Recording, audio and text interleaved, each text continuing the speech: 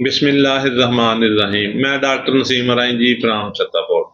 अच्छा दोस्तों, साडी जिहड़ी अज दी रैमडी है ना, अल्ट्रस फैरीनोसा, ये बड़ी कमाल दी रैमडी है। ये औरतों वास्ते बहुत लाजवाब दवा है। रहम की कमजोरी, हमल ना ठहर सकना, रहम का टल जाना। दोस्तों, रहम जिहड़ा हुंदा ना, वो अपनी जगह तो साइड चेंज कर लैंदा है। रहम साइड मार जाता है, उसकी वजह नाल हमल नहीं ठहरदा, फिर बांझपन हो जाता है। यानी बांझपन की बड़ी आला किस्म की दवा है। औरतों दे विच कमजोरी हद तो ज्यादा हो जाना, मैंसेस वक्त तो पहले आ जाना। यानी कोई औरतां कहंदियां, कोई कहंदी जी 15 दिन बाद मैंसेस आ गए, कोई कहंदी 20 दिन बाद आ गए जी, हाले तो जी 8 दिन रहिंदे सी मैंसेस आउण च। यानी मैंसेस का वक्त तो पहले आ जाना इस दवाई की बड़ी अलामत आ। उन्हां औरतां वास्ते ये बड़ी आला दवा है।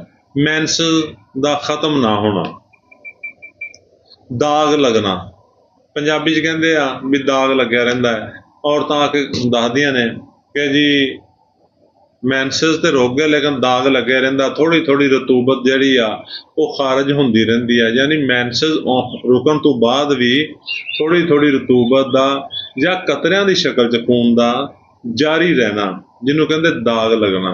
अगर इस तरह की कंडीशन होवे ते ये जिहड़ी बड़ी आला दवा है ये उहनूं ठीक कर दिंदी आ। जिन्हां औरतां नूं मैंसेस प्रॉब्लम हुंदा है ना, उन्हां नूं भुख भी खत्म हो जाती है, बद हजमी हो जाती है, और वो दवाइयां खाने शुरू करते, कहते जी बद हजमी बहुत आ। हालांकि अगर मैंसेस का इलाज किया जाए, अल्ट्रस फैरीनोसा उस मरीज़ां नूं पिलाई जाए तो ना सिर्फ मैंसेस ठीक हो जाएंगे, रहम जिहड़ा अपनी जगह तो टल गया वो ठीक हो जाएगा, बल्कि बद हजमी ठीक हो जाएगी। और जिहड़ी हद तो ज़्यादा कमजोरी हो चुकी है कि औरतां बास का चलन फिरन तो भी रह जांदियां ने, और उहदे नाल उहनां दे कमर च भी दर्द होण लग पैंदा है। ये दवाई इन्हां सारियां अलामात नूं बाखूबी तौर पर ठीक करन दी सलाहियत रखदी है। तो दोस्तों, अगर किसी औरत नूं फीमेल नूं इस तरह की प्रॉब्लम है, खो शादीशुदा है या बगैर शादीशुदा है, क्योंकि बगैर शादीशुदा नूं भी मैंसेस प्रॉब्लम हो जाता वा, ते जिहड़ी शादीशुदा हुंदी आ वो अक्सर मैंसेस प्रॉब्लम की वजह नाल, रहम टल जाण की वजह नाल बच्चा बच्ची नहीं हुंदा, हमल नहीं ठहरदा। यानी ये हर कंडीशन नूं ठीक करन दी सलाहियत रखदी है। गैर शादीशुदा दे भी मैंसेस प्रॉब्लम नूं या ओहदी यूट्रस प्रॉब्लम नूं ठीक कर सकदी आ, ते जिहड़ी शादीशुदा औरत हुंदी आ ओहदे भी प्रॉब्लम नूं ठीक कर सकदी आ।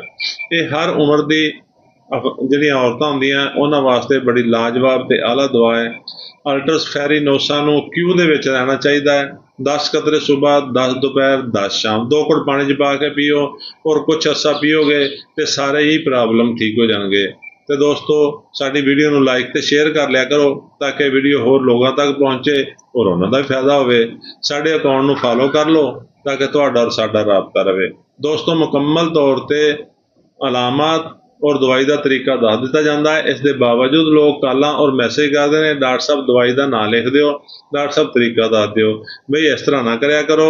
अगर तुहानूं कोई चीज़ पुछनी आ, हर महल्ले च, गली च, शहर च होम्योपैथिक डॉक्टर बैठे आ, अपने करीब तरीन होम्योपैथिक डॉक्टर नाल मशवरा करो, उहदे तो दवा लै लो, नाले तुहानूं पता लग जाएगा उस डॉक्टर तो दवा लई आ, तुहानूं समझा भी देगा। शुक्रिया, अल्लाह हाफिज़।